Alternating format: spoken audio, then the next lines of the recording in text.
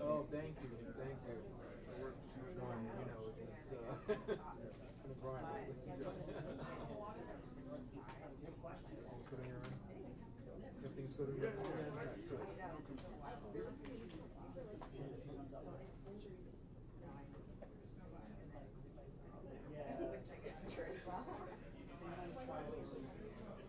Nice, nice. I'm just giving you the heads up.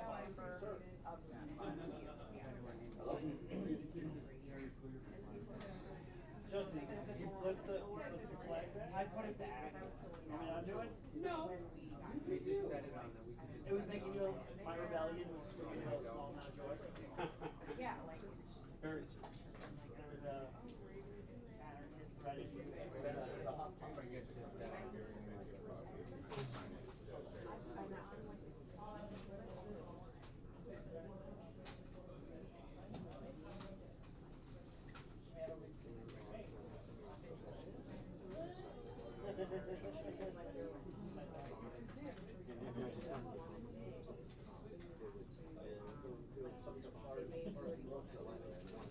Yeah, that's a bit accurate. That's more for the party.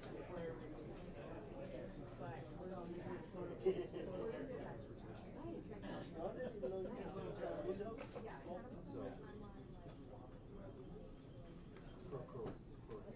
But hello? Exactly. But it's more collection, more games.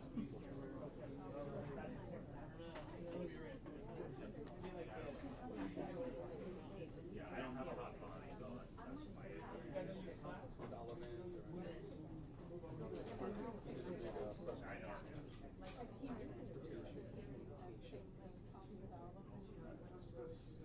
Of course, I get squeezed probably right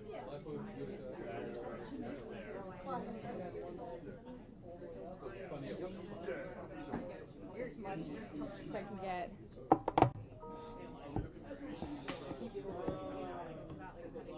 oh, okay. Yeah, that's good. So it's like, okay. What's that? Is that your camera right there? That DSLR right Yeah. there? But you're gonna go up to executive.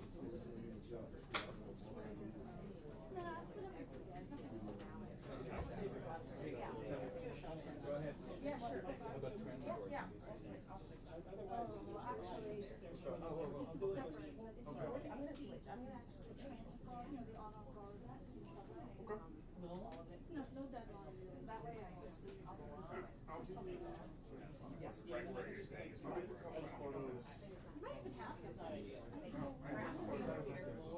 yeah, I remember quite where you're saying. Good meeting you anyway. Here anyway. On my way. Yeah, I wish I could tell you.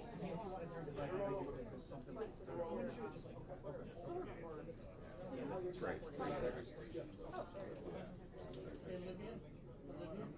I think he has to set up there. That's a good idea. I might too. Just a quick housekeeping thing. If anybody needs Wi-Fi, it's on a CLC, and the password is 350 West 31. Okay.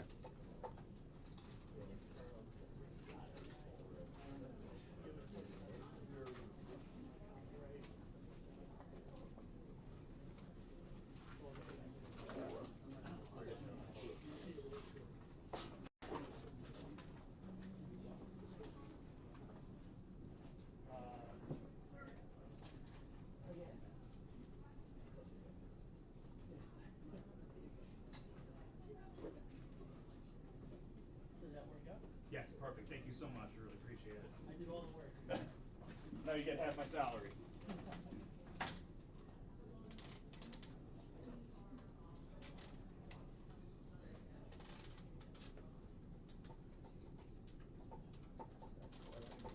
Pat, do you need me to run the mic up? Yes, please.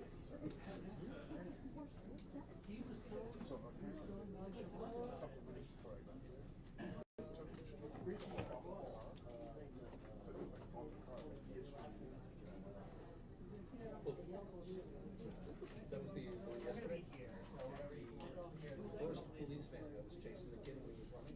Came around and hit the pole. He was hanging over the front of the car. Hit the pole and swung a bit, but he stayed on the hood. I heard all the sirens.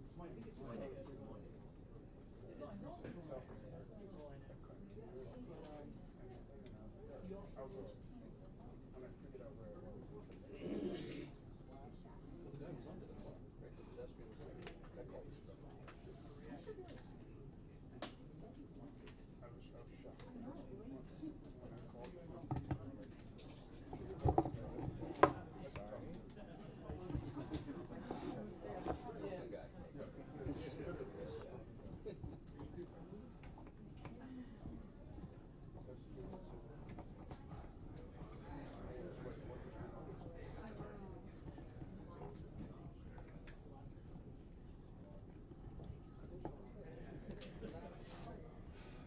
Probably go to Rikers and manslaughter or something. Not the ones on the definitely manslaughter.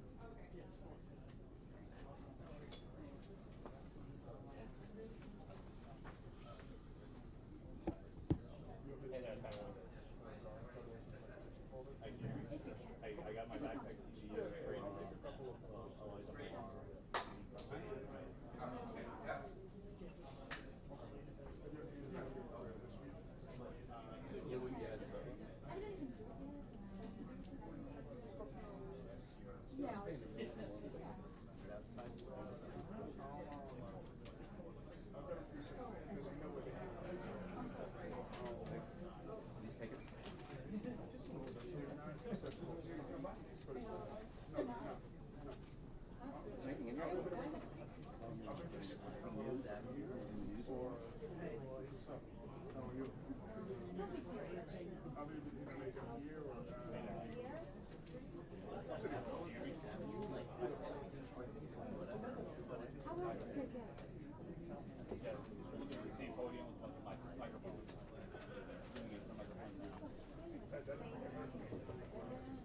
I know, I sent it to crew.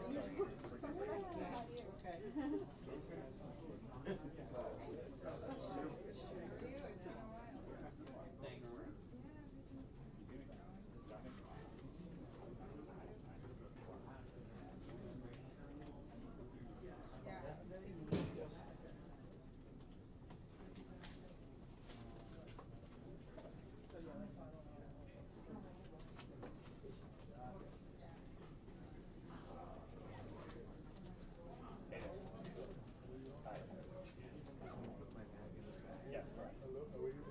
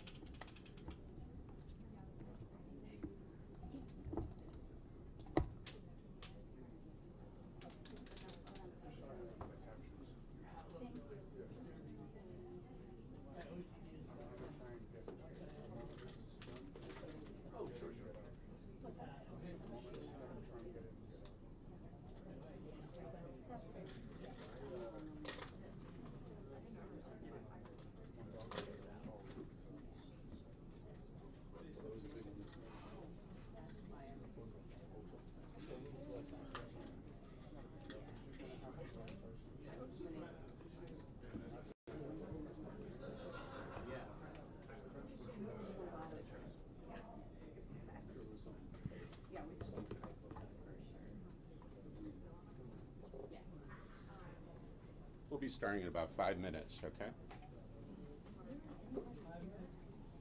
Hey, good to see you. We're like, we've been in foxholes together, you know?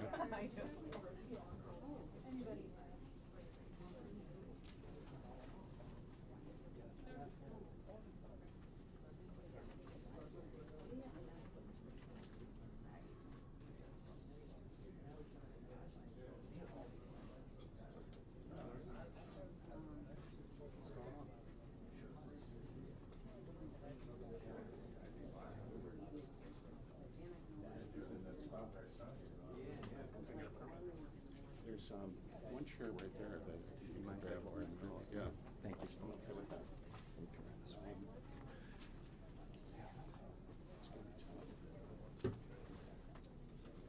Yeah.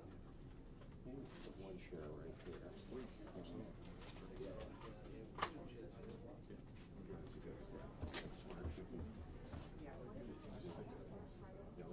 2 chairs for workflow.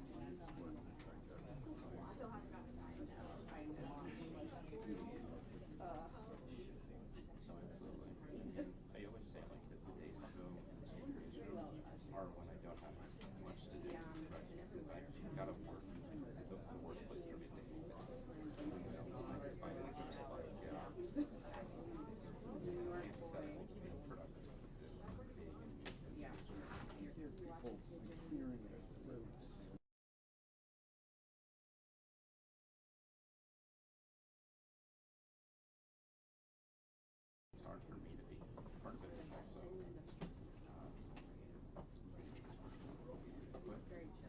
they don't like to see this. I almost don't use news.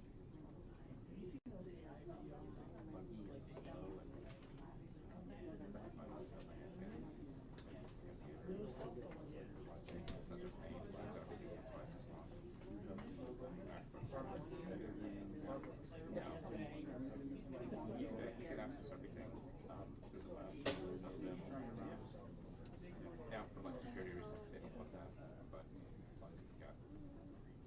Or she was like a 20-year-old has lots of like half the shit.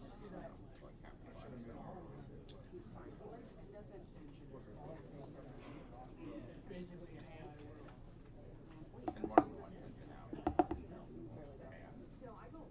and news breaks on the beat.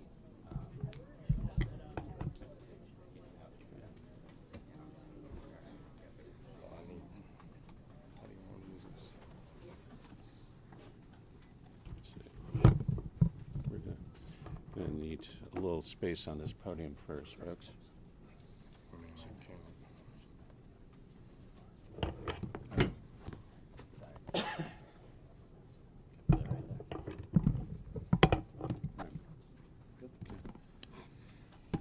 Good afternoon. Wait a minute. So I just want to say, so everybody should have a list of all the speakers. If you don't, let us know. That'll save us time. Kevin Sexton will be guiding the news conference. You'll hear from all the speakers that are listed there. We're going to open it up for a Q&A afterwards, but we'll only take questions after all those speakers are finished. We're hoping to get through this in 45 minutes or so. But with that, Kevin, please go ahead. Good afternoon, everyone. Thank you for being here today. My name is Kevin Sexton. I'm a Vice President for the Brotherhood of Locomotive Engineers and Trainmen. We're a division of the Teamsters Rail Conference.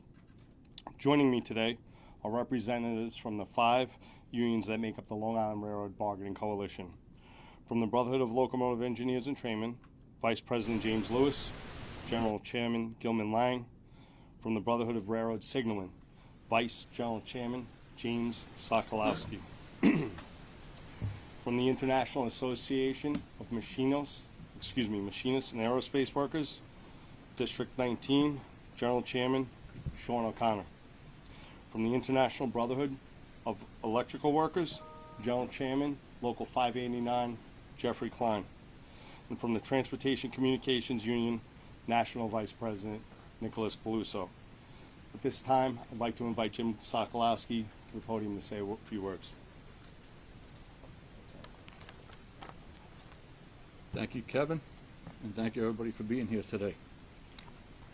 My name is Jim Sokolowski. I am the Vice General Chairman of the Brotherhood of Railroad Signalmen. The simple facts of this dispute are as follows. The Long Island Railroad and the MTA have money in their coffers. The Long Island Railroad ridership is at post-pandemic highs and nearly pre-pandemic levels.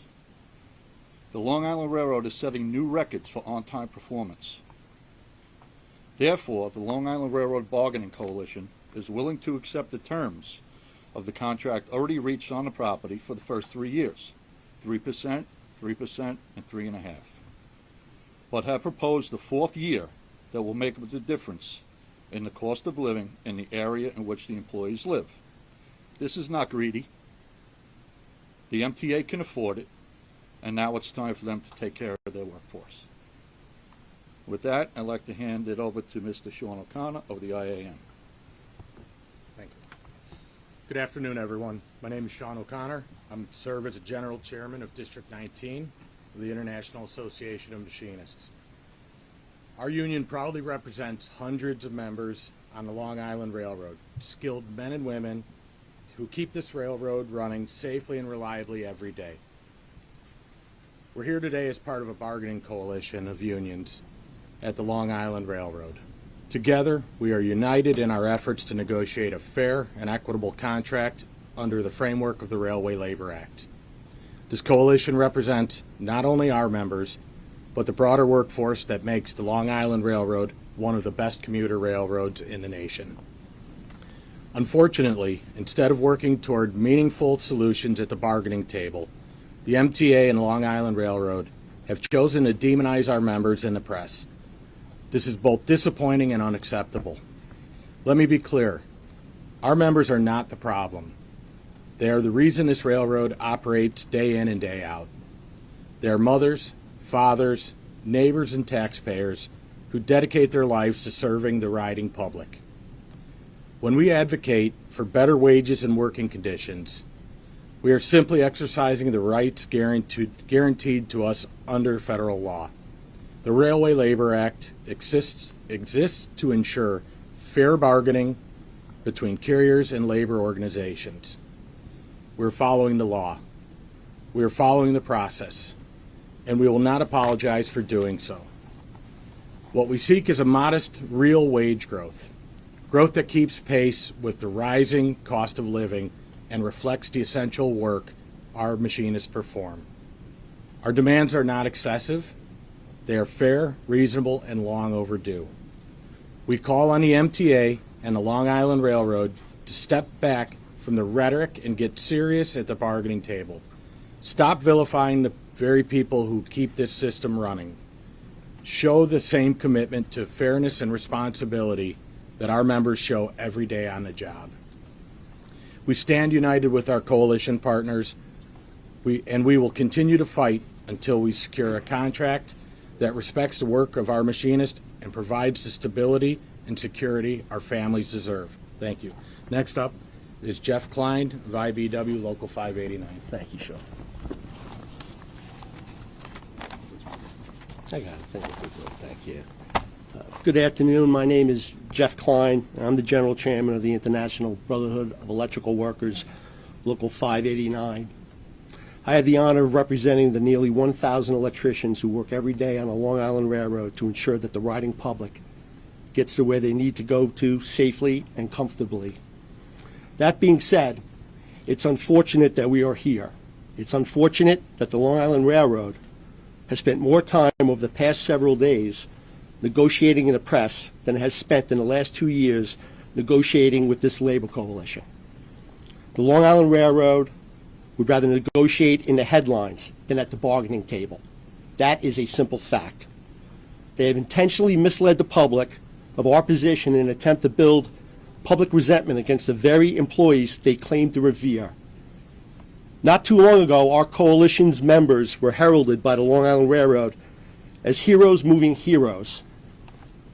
How soon they forget. So let's be clear, contrary to what you've been told by the Long Island Railroad and the MTA, the coalition has accepted the same 3-year deal that other unions have already agreed to. You heard that right. We've accepted it. All we are seeking is a 4th year that would provide modest wage gains, allowing our members to maintain their purchasing power by keeping pace with inflation and their heads above water. That's a principle every hard-working New Yorker can relate to and appreciate. Only at the Long Island Railroad is that a foreign concept. Only at the Long Island Railroad is that considered unreasonable. Instead of negotiating with us, the Long Island Railroad and the MTA have shamelessly chosen to stoke fear into the hearts and minds of the riding public by casting a shadow of a looming strike over the very people they pledged to serve. In closing, I'd like to say to Governor Hochul, if you're watching, and you should be, stop making it about Washington and make it about New York, and give our members the fair contract you know they deserve. Next up, it will be Nick Peluso from the TCU.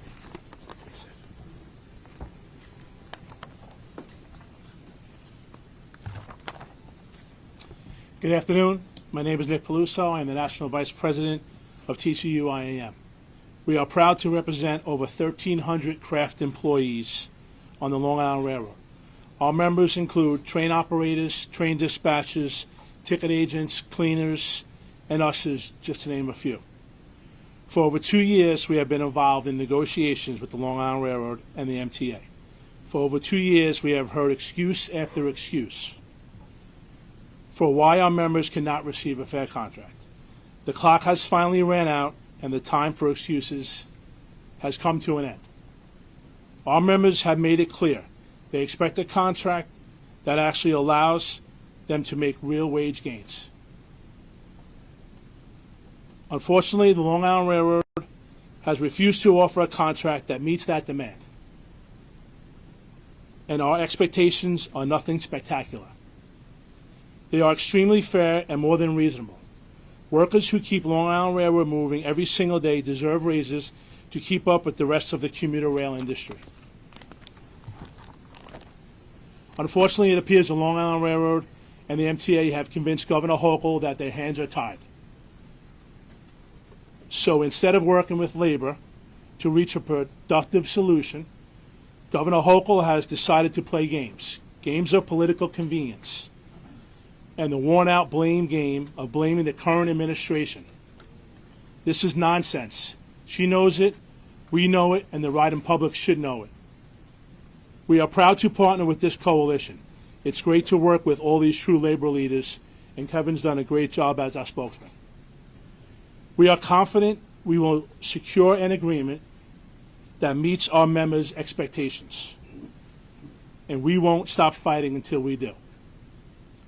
Long Island Railroad, MTA, Governor Hochul, stop the excuses, stop the games, come to the table, let's get this done. Thank you. I'd like to now introduce Gil Lang from the BLET. Good afternoon. My name is Gilman Lang, General Chairman for the Long Island Railroad, BLET. We appreciate your time and attention as we update the public, policymakers, and our members on the outcome of our recent strike authorization vote. Today, we are announcing that our respective membership voted overwhelmingly to authorize a strike should it become legally necessary under the Railway Labor Act. Over the past couple of weeks, BLET members who work at the Long Island Railroad have been voting on strike authorization. Balloting ended at 11 a.m. this morning, and 99.9% of 529 active members voted overwhelmingly to strike if necessary. This is not a strike notice. It does, however, send an unmistakable message that our membership are unified, committed, and prepared to take all lawful actions necessary to secure a fair and reasonable contract. For more than 2 years, our coalition has been bargaining in good faith with the Long Island Railroad. Despite our repeated efforts to reach a voluntary settlement, we remain at an impasse. Our members have gone more than 3 years without a raise, while costs for housing, food, fuel, and health care continue to climb. We are not asking for anything extraordinary. Our proposal seeks only to secure an agreement which provides for a modest improvement of real wages. Doing so ensures that inflation does not erode our members' purchasing power and aligns with industry standards that are consistent with agreements not only reached at neighboring rail carriers like Amtrak, SEPTA, Keolis, but rail carriers across the country. Our fight for wages is also about ensuring the railroad can attract and retain skilled workforce needed to provide safe, reliable service and into the now and into the future. Despite such, the MTA and Long Island Railroad have chosen to escalate this publicly and vilify the very workforce that keeps New York moving instead of working towards a constructive solution. Before we go on, it is necessary to correct the record regarding recent statements made by New York State, the MTA, and the Long Island Railroad, many of which have been repeated in the press coverage. On wage demands, the MTA claims we are demanding 15% raises over 3 years, averaging 5% annually. That is simply untrue. Our proposal calls for a 16% increase over 4 years, average of 4% per year. It is deliberately structured to account for agreements ratified by other bargaining units at the Long Island Railroad in the first 3 years, with a modest adjustment in the 4th year to ensure our members' wages keep pace with inflation. We are not seeking to surpass other agreements. We are trying to ensure that our members do not fall behind. On negotiations, the MTA suggests that we have shown our cards and are not being reasonable. That's simply not true. We have negotiated in good faith for more than 2 years. And when factoring that the MTA budgets 2% towards annual general wage increases, we are talking about a difference of 1% per year. What we cannot accept is a deal that locks in a loss of real wages and forces workers to fund their own wages through concessions. On mediation, claims that the National Mediation Board released the parties from mediation is unprecedented or factually wrong. For example, in 2022, freight railroads and all the labor organizations were in mediation for 4.5 months before being released. Blaming the Trump administration for their failure to bargain in good faith is just another finger-pointing game played by New York State and the MTA. On employee pay, highlighting outlier salaries is an attempt to shame employees and is something we will not tolerate. No worker writes their own paycheck. Employees' earnings are the result of the MTA's own scheduling decisions, driven by a 40% increase in service since the opening of Grand Central Terminal, and compounded by a shortage of qualified employees. Many of our members have been required to work to the federal legal limit on a regular basis to meet service demands. Without their sacrifices, this region would have been brought to a standstill. Today's vote reflects the frustration of our members, but it also reflects their unity, their determination, and their belief in fairness. We will continue to bargain in good faith, but we will not agree to a contract that forces our members to fall behind while working at other railroads moving ahead. To the riders who depend on the Long Island Railroad every day, strike is the last thing we want. We understand the hardship it would cause and will do everything possible to avoid that outcome. And while the MTA is willing to use commuters to play a game of chicken with our unions days before Long Island is to host an international event, we will continue being the adults in the room. and we refuse to let New York State and the MTA embarrass our region on the world stage. As such, all labor organizations party to the coalition have already formally requested, or will be formally requesting, that President Trump establish an emergency board. Doing so ensures that service continues while the board carefully reviews the facts, hears the parties, and issues recommendations that can form the basis for a fair and sustainable agreement.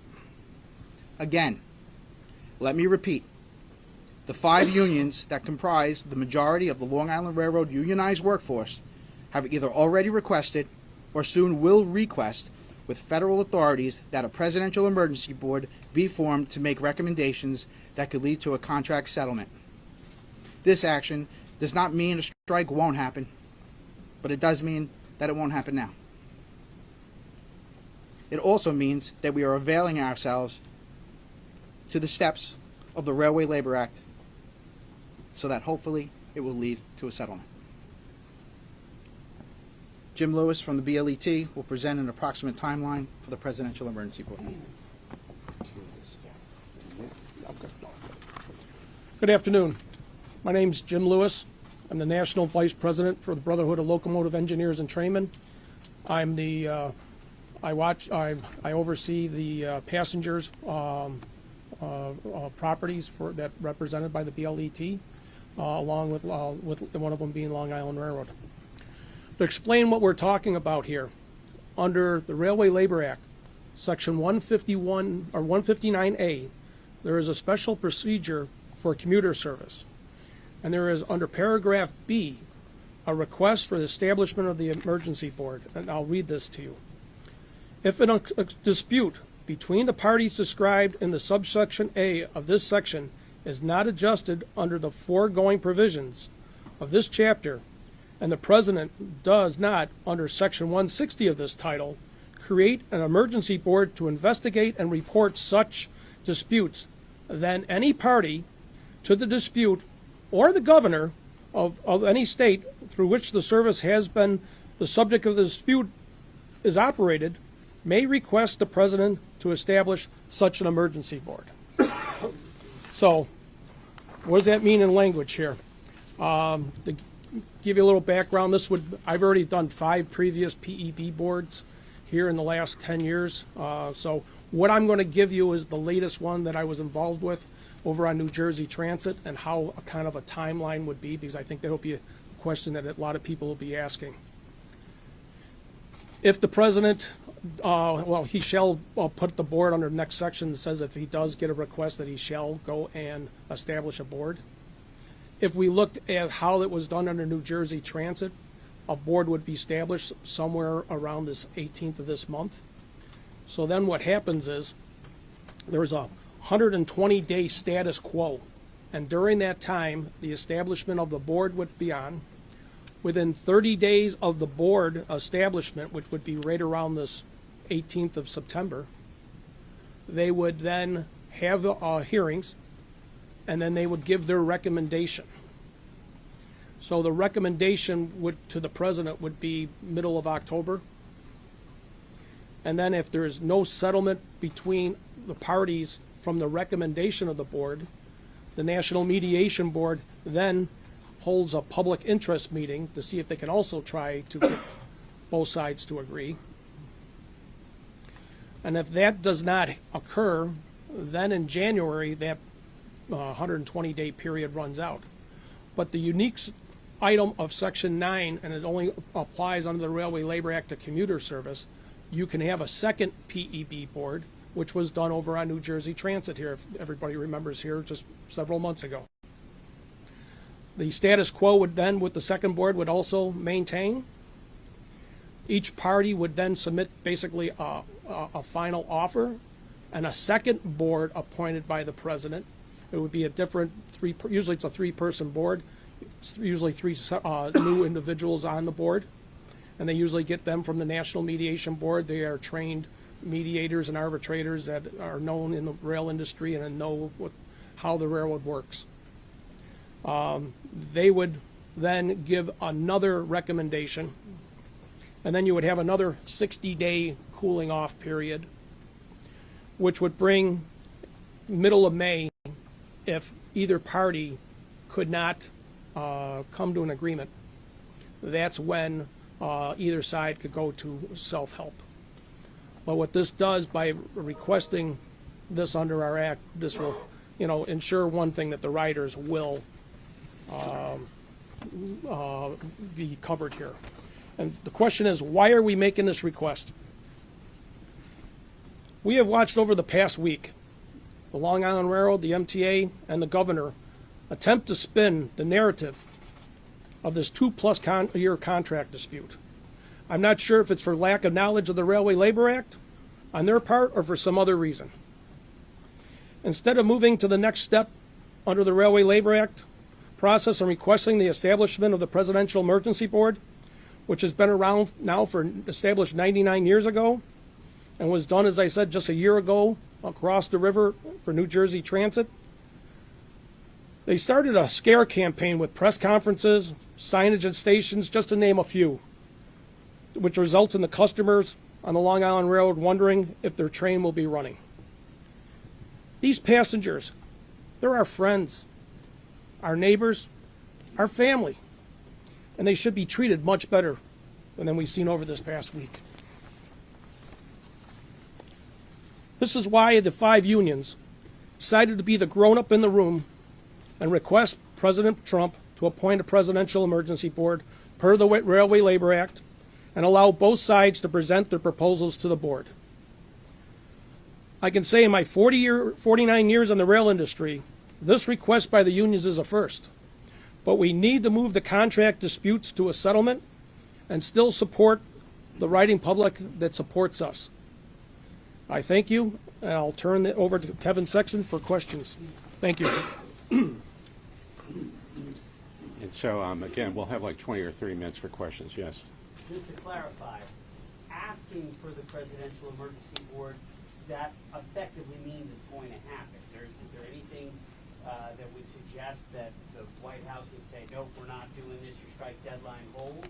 No. It Under will Section 9A of the Railway Labor Act, the President shall appoint when it's requested. So to be clear, this means there will not be a strike this week? Correct. Correct. Alfonso? Kevin, do you have any concern And about... if I could just interrupt, if you wouldn't mind saying your name and your news organization. when you make Sure, your question. Alfonso Castillo with Newsday. Any concern about what the makeup of that Presidential Emergency Board could be? There is a thought that this administration is anti-labor, so whatever recommendation would come out of that might not favor... If we were concerned about that, we wouldn't have requested it. Yes, sir, in the back. Yeah, hey, Phil, so has every union at this point taken a vote to authorize a strike in the event that all of this plays out? Yes. All Yes. fine. Yep. Their membership has overwhelmingly voted in support of that. Yes. Yes, Elijah. Hello, Elijah Westbrook with CBS News New York.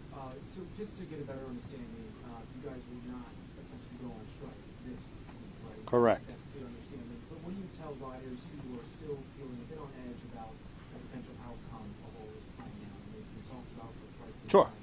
First thing is, we're sorry, and I shouldn't be sorry for the MTA and New York State's behavior, but it's unfortunate that they were placed in that position. It's truly unfortunate that New York State wants to use them as pawns.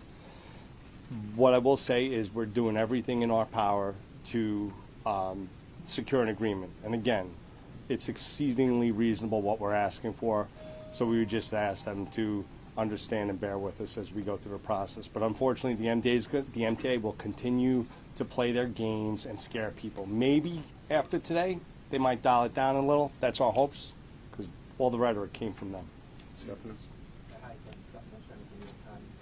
so could you just give us again quickly the rundown of what the PEB means? First one, what month that put this through, and if there is a second one, what is the timeline for the soonest we can... Sure. Jimmy, correct me if I'm wrong.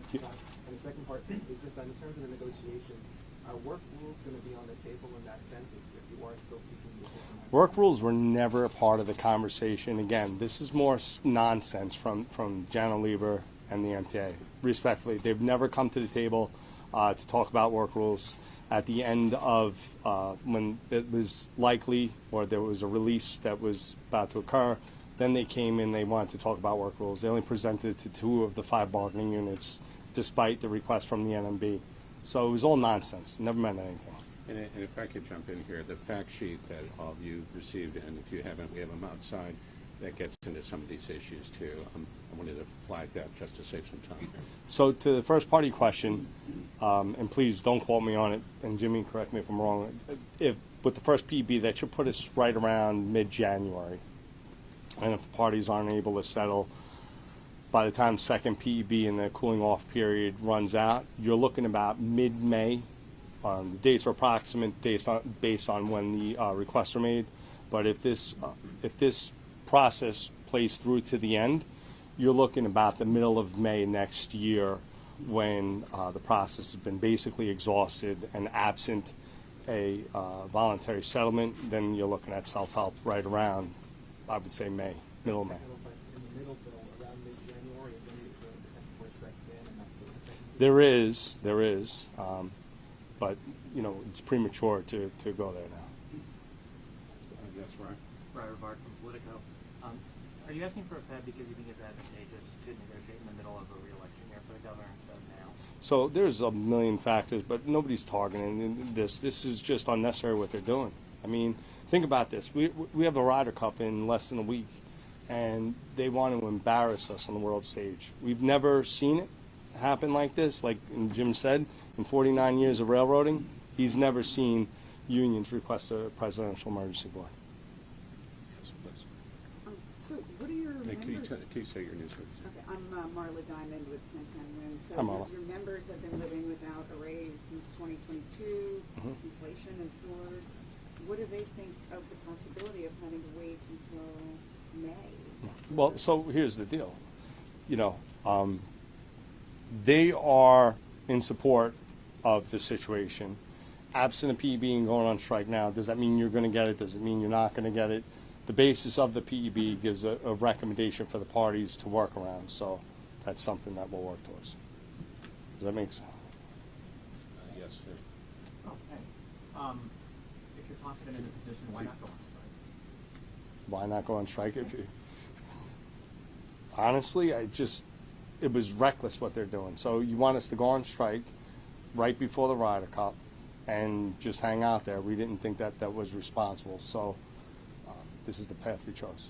The MTA says they'll buy back work rules. Are those on the table at all? You said it wasn't a serious part of the negotiation, but if they're putting them on the table, is that something you're open to, or the work rules sacrosanct? It's not that you got to understand something. All that means is they're rearranging the furniture in the room, right? So they're saying if you get this form of compensation here, Yeah. and you move it over here, it's still the same form of compensation. You're basically paying for your own general wage increase. Okay, so that's not on the table. Correct. Correct. Evan Simpson with Now's Daily News. If this is a situation where both sides have said to the press that the other side is stalling, work rules apparently have not been on the table, what makes you think that you're going to get any significant movement out of the MTA by the middle of next spring? I don't expect any significant movement from the MTA at this stage of the game, to be honest with you. This is nothing new. Yes, sir. Stephen Essen, WNYC Radio. You guys said you're not going on strike because you want to protect the riders, but the MTA also says if they give you guys the 16% raise that you're asking, they're going to have to increase the fares on riders. Do you have a response? Absolutely. More scare tactics. Just totally more scare tactics. Again, like Jim said, 49 years of railroading, never has he seen unions request a presidential emergency board. Does anybody in the room remember a time when the MTA and Long Island Railroad had money? I'm just curious because I don't. They never have money. They're always going to be broke. And if you think about what our ask is, it averages 4% a year, okay, over 4 years. That is exceedingly reasonable, and I don't see one person in this room that's shaking their head in disagreement with me.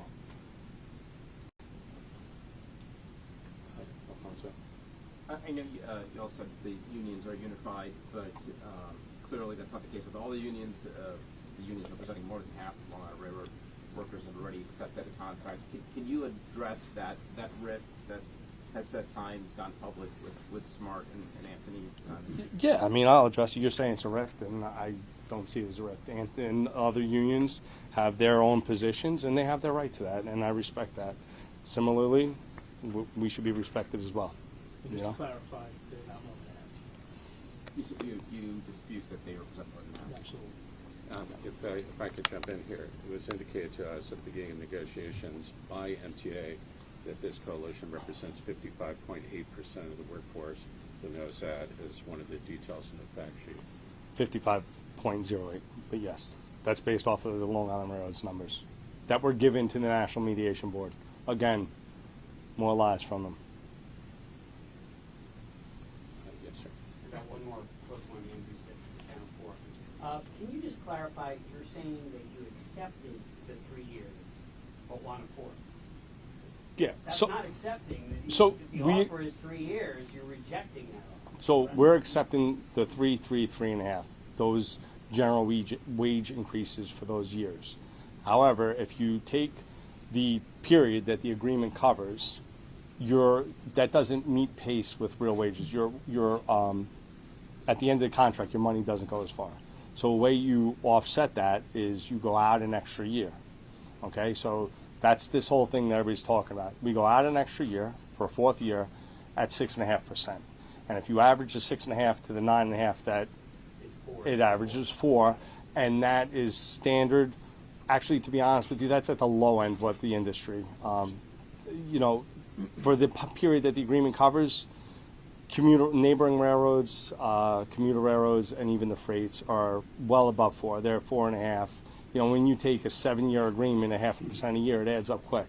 So, you know, all our data shows this is at the lowest end of the spectrum, and they're acting like we're trying to bankrupt them. And what do you say to assertions that some of your members make $350K with overtime and Sure. penalties? Yeah. So those are outliers. That's not a standard or a normal occurrence. Grand Central opened 2 years ago. And with that, there was a shortage of the workforce and an increase in service by, I think, 40%, they were saying. Some people were working around the clock, but that's not the standard. Of course, they want you to believe that. They want you to believe that everybody comes in and makes $350,000 a year. It just simply isn't the case. Greg Mocker, Pix 11.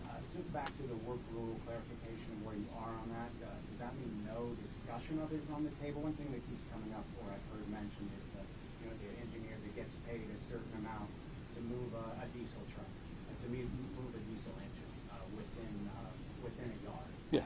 So like line item specific things. So we're not talking those. what I can say to you is that they were never serious about any of this stuff. It was, we reached a deal with another union, take it. If you want more, pay for it. And in order to pay for it, you're moving the money around from here to there, and essentially, your money at the end of the agreement isn't going as far. They were never serious about it until the end. So I can't even tell you what they're going to say. Who knows what they're going to say next week? We have time for 1 or 2 more questions. Anyone else? So I want to thank I want to thank everybody for coming. Yes, from Bloomberg. I'm sorry, Michelle Caskey of Bloomberg News. How soon do you anticipate hearing a response from the Trump administration? Well, the cooling off period, the current cooling off period that we're in runs out at 12:01 a.m. on Thursday, September 18th. So I expect we'll be hearing right before then. And all the leaders of these unions will be able to hang around for a few minutes. We have another media availability out on Long Island. That's not really a news conference. It's just for those that couldn't make it here. But people will be able to be here for one-on-one interviews or to answer any questions or clarifications beyond this. But I want to thank everyone for coming out today. Thank you. Thank you. Thank you. Thank you.